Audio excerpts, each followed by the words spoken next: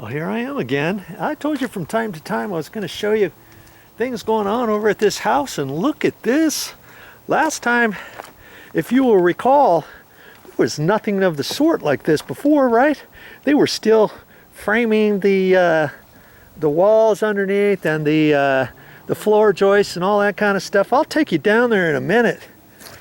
I'm taking a look at this, and it looks like they have used construction adhesive to get it down, but for some reason they didn't nail this one down. I don't know what happened. Look at that. And see, there's no construction adhesive underneath it. Usually they put the construction adhesive to keep the floors from squeaking. Now you can see where the construction adhesive is on all the different floor joists to go across. See there, and on OSB paneling, floor paneling nowadays, they put all these lines in it, and that kind of gives you an idea. You don't necessarily have to line up a line for a floor joist or anything, but it kind of gives you an idea. Like if your floor joist was here, you'd be like, okay, 2 inches off of here, and you can eyeball it with the nail gun. Bop, bop, bop, bop, bop. Done that. Wow, look at this, would you? And so that's what they did with that. And I'm sure that somebody will go around and double check all the nails. See these nails? This is on a joint, and they're every 6 inches. I think code is every 6 inches on the perimeter where you have nails, where you have backing, and then 12 inches on center down the middle. And usually you put like 4 there instead of 3 in case you get off by a little bit, and that's how you do it. Now see, they had a drop down.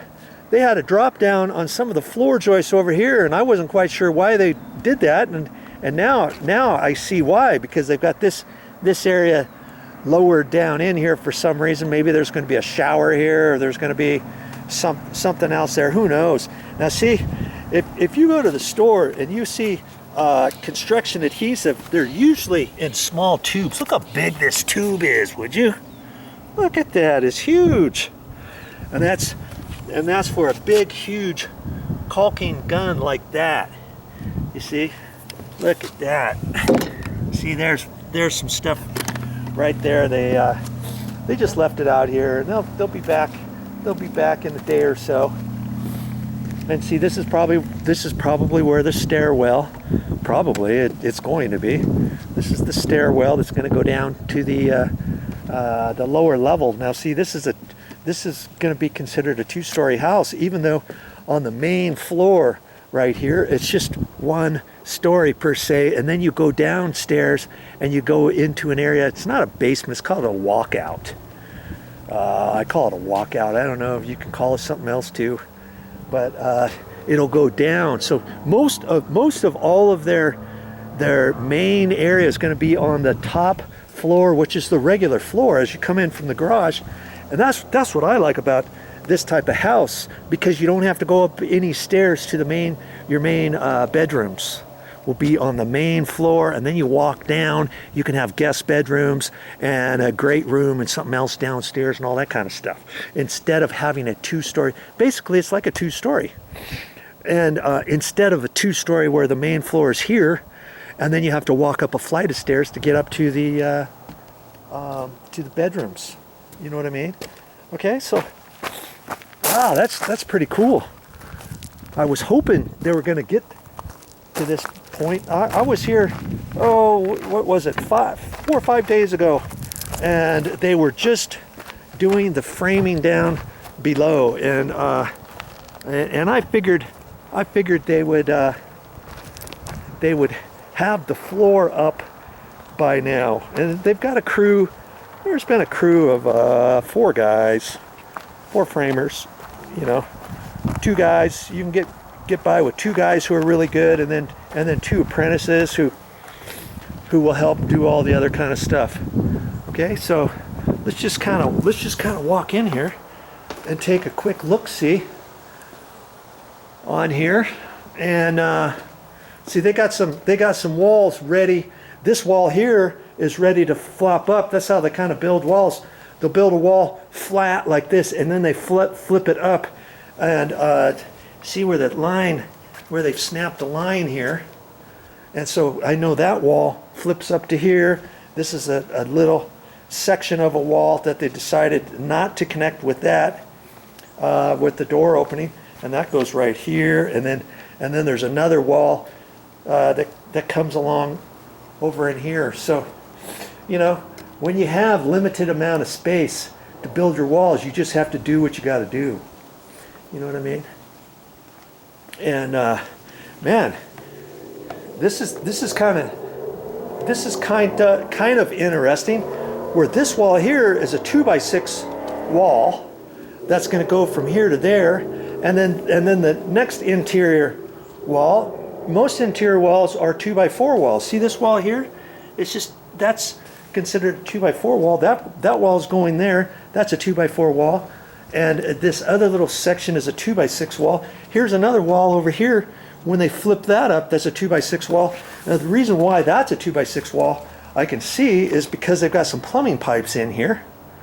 And they wanted to have enough room to run their plumbing, piping in there, and that kind of thing. And that's probably what's going on with that, why they did that. And sometimes if you got 2-inch plumbing pipes, you can generally fit that in a 2x4 wall, but for some reason they decided to put a 2x6 wall there. And then I see another pipe over here. This looks like a 3-inch plumbing pipe. Oh, that's a floor drain or something there. Okay, I can see that. I don't have the set of plans. I'm not here looking at plans or anything. I'm just kind of checking things out. The guys who are building this, the owners, they said I could come over here periodically and make some videos. Now see here's like an earthquake type strap they put on there. That's kind of different than the ones I've shown you before on my channel, but that looks pretty stout. The ones I had underneath my house was a little bit different than that. That was, granted, that was 17 years ago, but that's like for earthquake. It'll keep your walls kind of down, and see that's screwed into a 4x6. See here, so that there's plenty of meat for all those screws on there and all that kind of stuff. That's nailed down to there, and it's also nailed up in there, and that'll kind of hold everything together. I don't know, they should almost seems to me that they should put a bracket up there, kaboom kaboom, you know, like an L bracket or something, and along over on this side, because this 4x6 is only toe-nailed up into there. I can see there, and then you see all those nails on the side, that's toe-nailed. That's not, you know, that's not enough in my view to hold that thing all down. When you got this to hold this part down, what's going to hold that from not lifting up? Well, the weight of the floor, the roof, and all that kind of stuff. Maybe that's what they got figured, or they might have they just haven't installed a bracket up there yet. You know, a different type of bracket. Most brackets nowadays, Simpson strong tie, that's the one that most people use, right there. And I see they got a nice brace here. They did that before they installed all of these floor joists. That way this back wall stayed nice and straight, and it didn't kind of bow back and forth right in there. And see, still I'm still racking my brain why they put a big old huge glulam beam across here. They could have ran a regular header across there, and then the two top plates going across there. I'm not quite sure why they did that, but they decided to do that. You know, I don't know why. But anyways, remember last time I showed you there was some stuff from here over to about there, and that was it. They didn't have any of this stuff on here, or the flooring up above, or any of that kind of stuff. It kind of goes fast when they start doing the framing, and then it kind of slows down after a while. But you know, they're not ready yet for a framing inspection yet. And remember last time I was showing you about sheetrock backing. I see this wall here goes to here. That's not very much for sheetrock backing over there. Look at that. They might have to put another 2x4 here. Now see on this side, I got plenty for sheetrock backing. And that's what you have to do on all your walls. Remember last time I was showing you sheetrock backing where they hadn't installed it yet. Now see, there's another one of those brackets right there. See there? That's why they had the bigger foundation bolts in the corners, because they knew that they were going to have to install something like this. See, they still have to put sheetrock backing on this wall right here, and they didn't do that before because they wanted to install this first, and then they'll squeeze in a 2x4 there flatwise and run it up there, or they can run a 2x6, you know, right here on up, or even a 2x4 from there up, whatever they want to do. And when you do ceilings too, you got to one of the jobs when I was first starting doing framing and residential, I had to walk around after the walls were framed. Okay, check for sheetrock backing. Well, and you might think, what is sheetrock backing? What are you talking about? On the ceiling, we'll see on the ceiling, when the ceiling sheetrock goes across, you always have to have sheetrock backing up against this wall. Now see this wall here going up there, you've got this last floor joist about 2 inches away from the wall, and when they install the sheetrock, as long as they remember that, they can nail the sheetrock along there. Okay, but let's look on this next section. See the next floor joist? Well, that happens to be right there. That's enough sheetrock backing. It gives you an inch for your sheetrock. Now look at this wall. See this wall here, straight up? There's no sheetrock backing there yet, is there? Okay, and here's where the floor joists were. They didn't line up. See, the next floor joist comes over right in here. You can see there's that sheetrock backing for here. So then what they'll do is they'll get up there along this whole wall. See, there's no sheetrock backing for the ceiling going across here. See right in here? And so they'll take a flat 2x4 and nail it right on top of the top plate of this wall. That top double plate is called. And they'll just take a 2x4 flat, lean it over this edge 3/4 of an inch or so, and then nail it down from the top down, and that gets your sheetrock backing for that wall, for the ceiling. And see over here, this wall, you've got sheetrock backing, boom, kaboom, kaboom, but you don't have it alongside this wall, do you? Along here. And here's the floor joist, and it looks like this wall. I don't know if this wall's been nailed down. This wall has not been nailed down yet, because see, it looked crooked for some reason. That's because it's just up there. It hasn't been installed yet. They've just got it set up there. See, it hasn't even been nailed yet. That's going to go over further, but either way, they're going to have to, after they get that nailed, after they attach all these walls up there onto there, they're going to have to put sheetrock backing on the side of that. And if that wasn't close enough on either side for your floor joists, instead of running 2x4s flat on top of this, they could take a 2x6 and they could lay that on top of there, and then you have enough room for sheetrock backing on this side of the wall as well as this side of the wall if you just take a flat 2x6 and nail it down. Do you see what I mean? So that's kind of how you do that. And along here, you look for sheetrock backing for the ceiling. Now see, right here, they're 6 inches away from this wall. There's no sheetrock backing. That's not going to fly for inspection or for when the guys are getting ready to install sheetrock on the ceiling. Oh, just remember not to nail for the first 8 inches. No, they don't do that. So later on, before a framing inspection, they're going to have to get somebody up here and put a sheetrock backing, and they'll just run a 2x4 again flat ways on there on top of that 2x6 wall, let it stick out, nail it down, and then that'll give them sheetrock backing all the way for this. See, they've got some blocks. There's a block, and they were just doing that to kind of tie things into the outside. That's not enough sheetrock backing every 4 feet. That's not going to do it. So then they'll take a 2x4 between that block and this block flat on top of that 2x6 and nail it, letting about an inch of it sticking out. Okay, and that's kind of how they do that.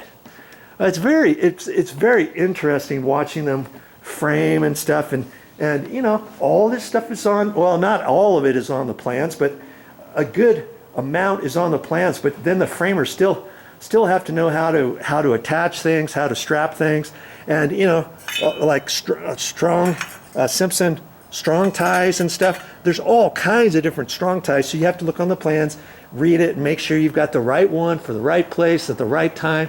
The inspector will check all of that kind of stuff out when he gets ready. And you see where their long joist hanger brackets are there. I think they're still going to have to put some backing behind these floor joists so that they can get nails on the strapping. And I think they just haven't installed the backing pieces, because usually inspectors like to see all those nails nailed. Although I say that some of those brackets, I think that bracket goes up, and then there's a lip that goes across that way. That's nailed down. But I think they still have to nail these side ones too. Well, they'll see, you know. And like I say, they've got all kinds of different types of brackets and strong ties, joist hanger brackets. Let's just see what these look like. See these? Oh no! See how long those are? They do not have a flap on the top. Sometimes they have a flap on the top. See, those are the same ones that were installed here. Oh, I see what they did. They were actually longer, and they bent them over the top of the floor joist, and then nail it down from the top before they installed their flooring. I think that's what they did there. Okay, so just different things. And also, it looks like they're starting their plumbing. See there? That's interesting too. Most of the drain lines I've ever seen are the ABS, which is the black pipe. Nowadays, it looks like they've got the white pipe, and that's another form of piping, which is okay, obviously. And see, whoever's doing the plumbing, they've got this running, and obviously it's got to have a slope to it and all that kind of stuff. And you put long sweep elbows on there when you attach it. That's called a long sweep elbow, not a regular 90-degree elbow. So you know there's more pipes that are going to come from the top floor down to here, and it looks like everything is sloping.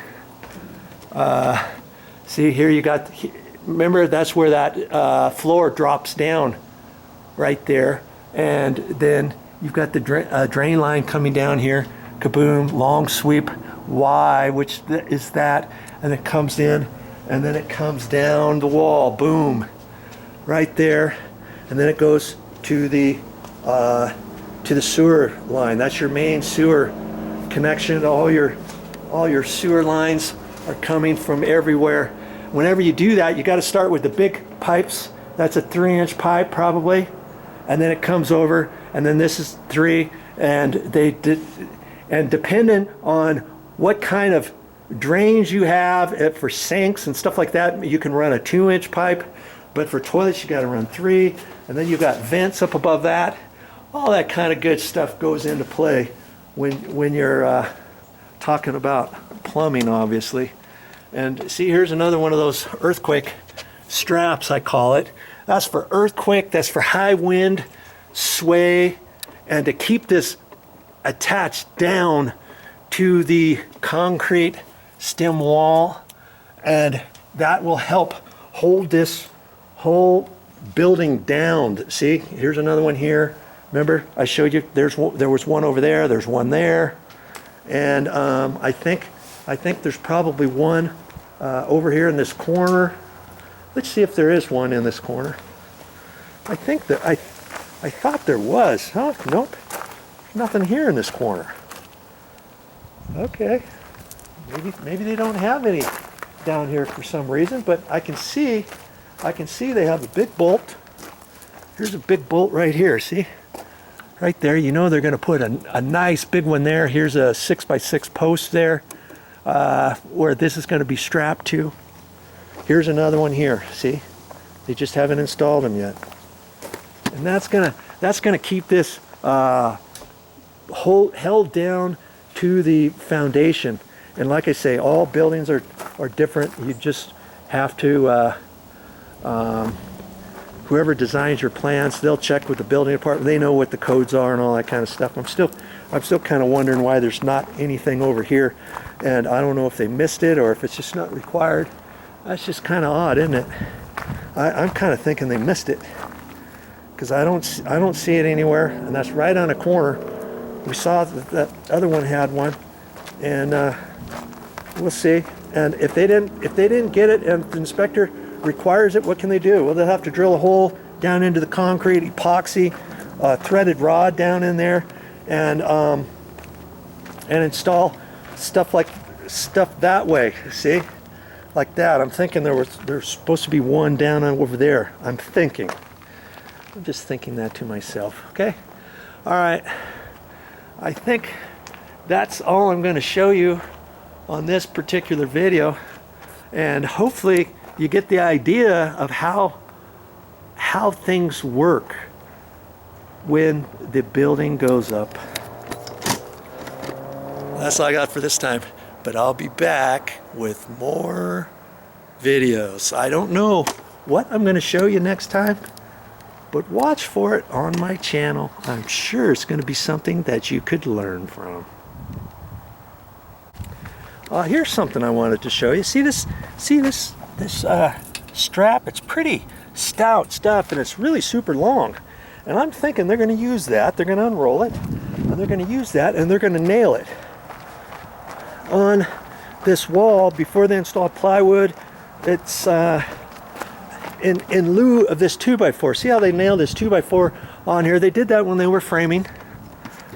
Okay, and they racked the wall over before they plumb this wall up. They actually plumbed the wall up, and then they nailed this from there up to there, and that held this wall straight before they installed the floor joists up above. And see, they did a couple other straps. There's one that's just temporary. They could have ran this one on the inside of the wall, but they didn't. It's okay. But before they take that off, they'll probably use that metal strapping, and then they'll nail it and run it down, just surface mounted right on top of these 2x6s all the way down. And then they'll be on the plans. There'll be different places where they can put it, because obviously they can't really put it over here, can they? Because it's going to be right in the way of the windows. And see, this whole outside wall has windows. So that strap, they'll probably put a strap there. I don't know. I don't think they're going to have to put any more straps on the rest of that wall, because it goes up at an angle, boom, boom, boom. And once they put their plywood on this wall, I'm sure they're going to put plywood on this wall too. That'll stiffen it up as well before they put, I'm not sure if they're going to put stucco on here or not. I think they are. And nowadays, I think they put plywood, OSB plywood, on the walls first. It just depends. It just depends. There's 2 or 3 different ways on installing stucco. My mother, I just installed a mailbox for her on her wall and her stucco house. I thought for sure I was going to hit plywood and I could put the screws anywhere, but sure enough, where I was putting the little mailbox for, no plywood on the wall. So I don't think they ran plywood 15 years ago on her house, but on the house I got, I think there's plywood on the whole thing. Now see, they might be able to put a brace from here on down, missing the window there at an angle, and nailing it there. They might be able to do something like that.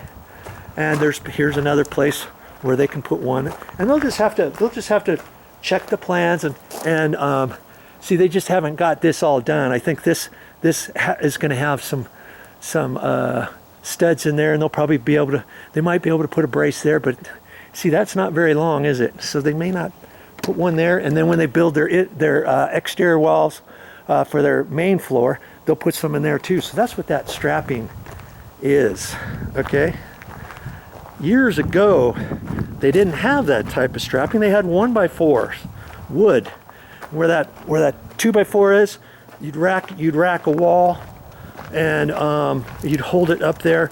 And lots of times they would rack a wall and make it square on the floor, and then they would set a 1x4 along there, mark it, and then you'd have to cut that out with a skill saw, boom, boom, boom, 3/4 of an inch, whack it out all the way, and then put your your 1x4 and get it up in there. And then once you get your wall up, then you would double check everything. You'd make your lines a little bit wider, just barely, than you needed, and then that would give you a little bit of room for slop. And then you would rack this wall up plumb, and then you would nail that 1x4 in there in the wall. That was before they had those metal straps. Okay, all right, enough of that. I think it's time for me to say so long for now.